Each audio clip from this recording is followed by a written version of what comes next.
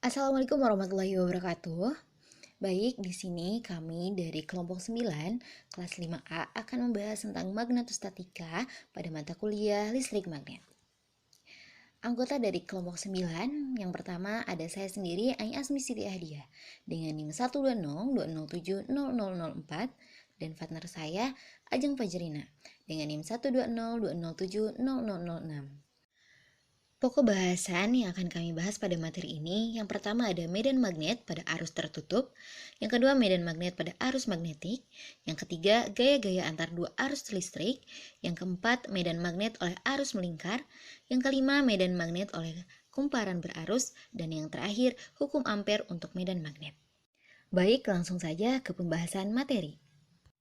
Baik, terima kasih banyak kepada moderator yang telah mempersilahkan saya untuk memaparkan materi yang pertama, yaitu mengenai medan magnet oleh arus tertutup. Sebelumnya kita harus mengetahui dulu ya, rangkaian tertutup adalah rangkaian yang dapat mengalirkan arus listrik sehingga lampu dapat menyala. Nah, sambungan dari baterai itu, lampu dan kabel atau sambungan dari semak atau jeruk lampu dan kabel, ternyata sambungan tersebut terhubung satu sama lain, sehingga rangkaian tersebut merupakan rangkaian tertutup. Dengan demikian, rangkaian listrik yang tertutup akan menghasilkan nyalanya lampu pada rangkaian listrik tertutup, maka skalar tertutup atau posisinya to on, arus listrik akan mengalir dan lampu menyala. Nah, rangkaian listrik itu kan merupakan susunan komponen-komponen elektronika ya, yang dirangkai dengan sumber tegangan menjadi satu kesatuan yang memiliki fungsi dan kegunaan tertentu. Nah, arus listrik dalam suatu rangkaian listrik hanya dapat mengalir jika rangkaian listrik tersebut berada dalam keadaan tertutup. Kemudian arus listrik yang mengalir karena pada ujung-ujung rangkaian ada perbedaan potensial listrik yang diberikan oleh baterai sebagai sumber tegangan. Ujung kawat penghantar yang memiliki banyak elektron terhubung dengan kutub negatif baterai dapat dikatakan memiliki potensial listrik yang rendah. Nah, sedangkan ujung kawat penghantar lainnya yang memiliki sedikit elektron terhubung dengan kutub positif baterai dapat dikatakan memiliki potensial listrik yang tinggi. Dari situ tuh jadi bisa kita memahami bahwa adanya potensial listrik yang tinggi. Kemudian, arus listrik mengalir dari potensial tinggi ke potensial rendah, sedangkan arah aliran elektron adalah sebaliknya, yaitu dari potensial rendah ke potensial tinggi, atau dengan kata lain dari kutub negatif ke kutub positif. Kemudian, pada rangkaian listrik tertutup itu, besar arus listrik yang mengalir pada rangkaian dapat ditentukan dengan menghitung besar muatan listrik yang mengalir pada rangkaian setiap detiknya, di mana hal itu dikarenakan besar arus listrik yang mengalir dalam satu rangkaian tertutup sebanding dengan besarnya muatan listrik yang mengalir pada setiap detik, atau secara matematisnya tercantum pada rangkaian tersebut, pada layar tersebut ya. Next, kemudian mengenai medan magnetnya. Tadi kan kita membahas tentang medan magnet oleh arus tertutup. Nah, sekarang mengenai medan magnet, di mana medan magnet itu memiliki hubungan dengan arus listrik, di mana terdapat percobaan oleh Oersted, yaitu mulanya percobaan ini dilakukan untuk membuktikan bahwa magnet dan listrik tidak ada hubungan. Namun ternyata hasil percobaan itu berkata lain ya, di mana kawat yang dialiri arus listrik itu dan kompas didapati penyimpangan setelah dikenai kawat, membuktikan bahwa adanya medan magnet. Dari percobaan ini terbukti pula bahwa arus listrik akan menentukan arah medan magnetnya. Karena itu tercipta pula rumus hukum Oersted. Nah, di mana rumus hukum Oersted ini dinyatakan bahwa besarnya medan magnet dipengaruhi oleh arus listriknya. Pada kawat lurus berarus ditentukan dengan kaidah tangan kanan ya, seperti gambar yang tercantum di situ ya. Kaidah tangan kanan gitu. Di mana arah medan magnet pada arus listrik itu ditentukan oleh arus listrik itu sendiri. Medan magnet tak akan ada tanpa adanya aliran arus listrik. Sebagaimana rumus yang tercantum juga di layar. Seperti B itu medan magnetnya, terus I kuat arusnya, T jarak kawat ke titik M. Sehingga dari rumus yang awal itu menjadi seperti itu yang ada tercantum di layar ya.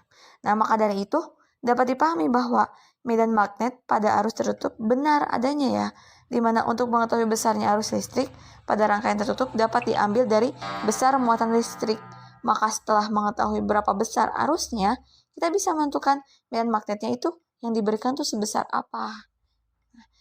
Begitu.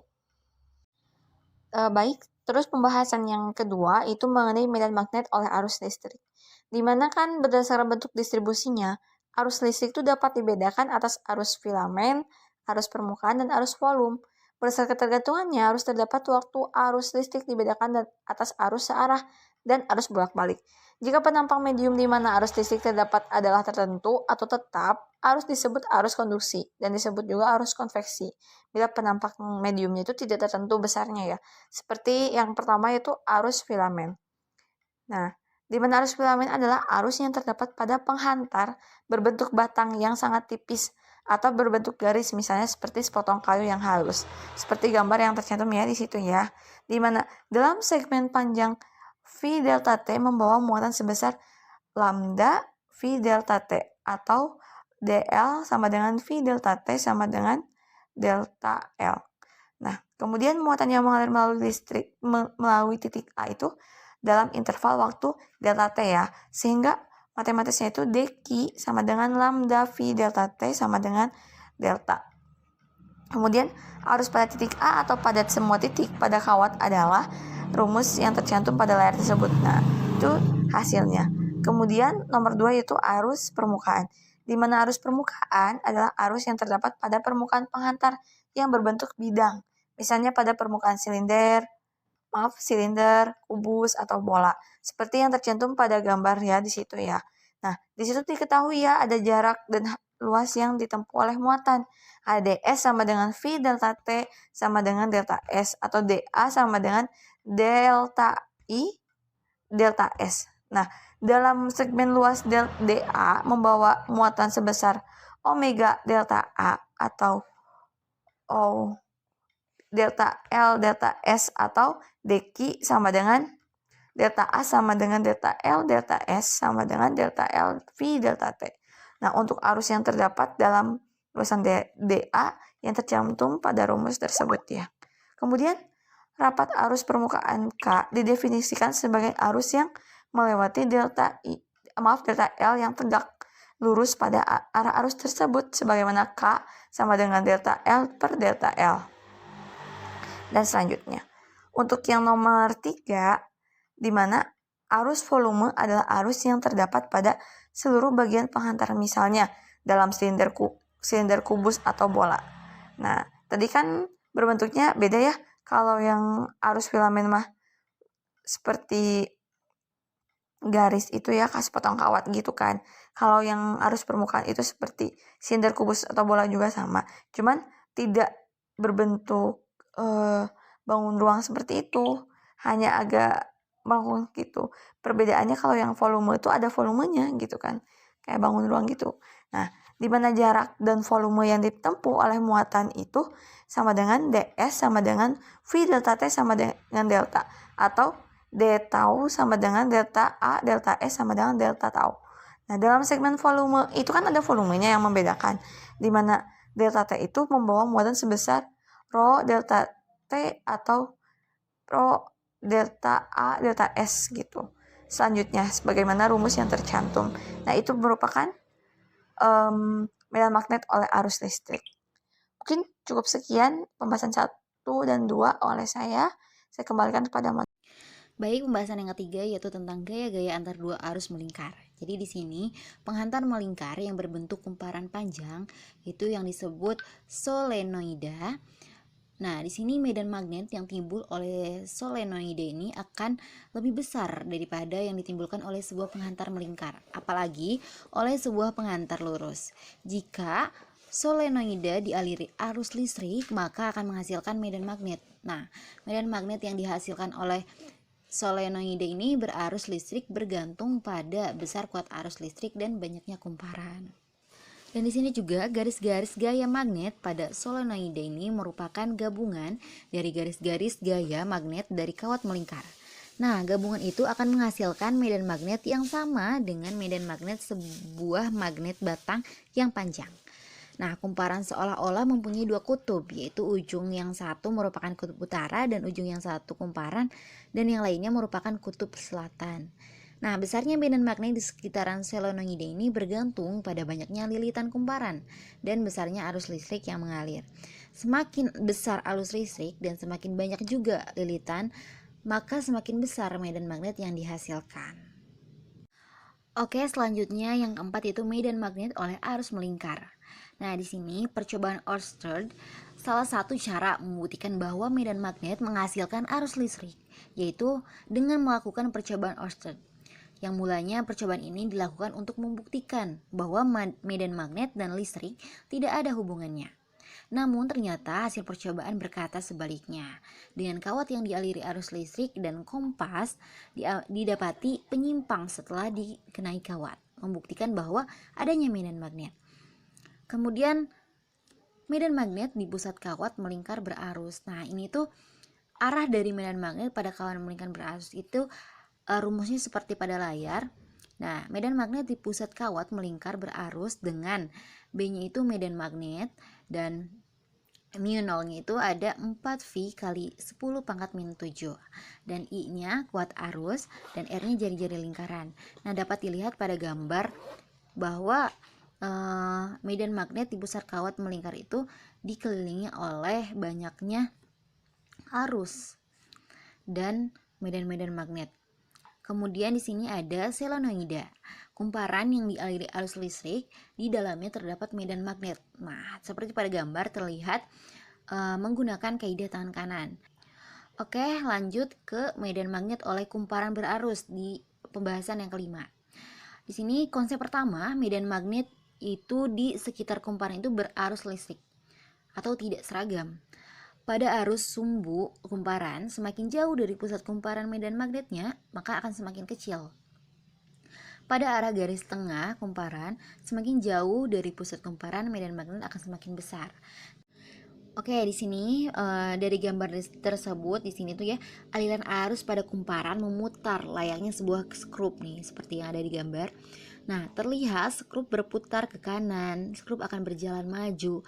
Jadi pada arah gerak maju, skrup akan menjadi kutub utara dan yang lainnya menjadi kutub selatan. Pada gambar yang kanan diperlihatkan sebagaimana kutub utara selatan kumparan dapat terbangkit.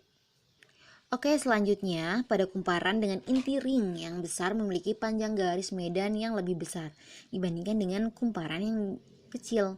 Untuk membangkitkan medan magnet pada kumparan yang besar dengan kuat medan yang sama diperlukan energi. Oke, kita langsung ke pembahasan terakhir yaitu hukum Ampere untuk medan magnet. Nah, dalam kajian elektromagnetik, adanya muatan listrik yang mengalir dalam suatu konduktor dapat menghasilkan sebuah medan magnet untuk mengetahui kuat medan magnet dari adanya arus listrik tersebut. Salah satu caranya adalah dengan menggunakan hukum Ampere. Nah, di sini konsep dasar hukum Ampere yaitu dengan hukum Biot-Savart merupakan konsep awal yang menentukan besarnya medan magnet yang dari adanya arus listrik pada sebuah konduktor. Adapun bentuk konduktor tersebut misalnya sebuah kawat, lempengan maupun bola dengan kuat arus berapapun akan dapat ditentukan kuat medan magnetnya dengan menggunakan hukum tersebut. Namun untuk konduktor dengan bentuk yang rumit seperti misalnya kawat melingkar akan sulit jika harus menggunakan hukum Biot-Savart.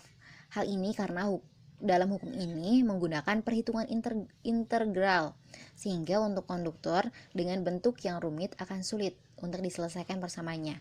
Oleh karena itu, alternatif perhitungan kuat medan magnet yang dihasilkan dari arus listrik dapat menggunakan persamaan hukum Ampere. Persamaan tersebut itu merupakan rumus hukum Ampere, di mana di dalam persamaan hukum Ampere digunakan simbol integral tertutup yang menyatakan bahwa perhitungan harus dilakukan pada lintasan tertutup. Dengan adanya hukum Ampere akan mempermudah perhitungan kuat medan magnet bagi sistem tertentu.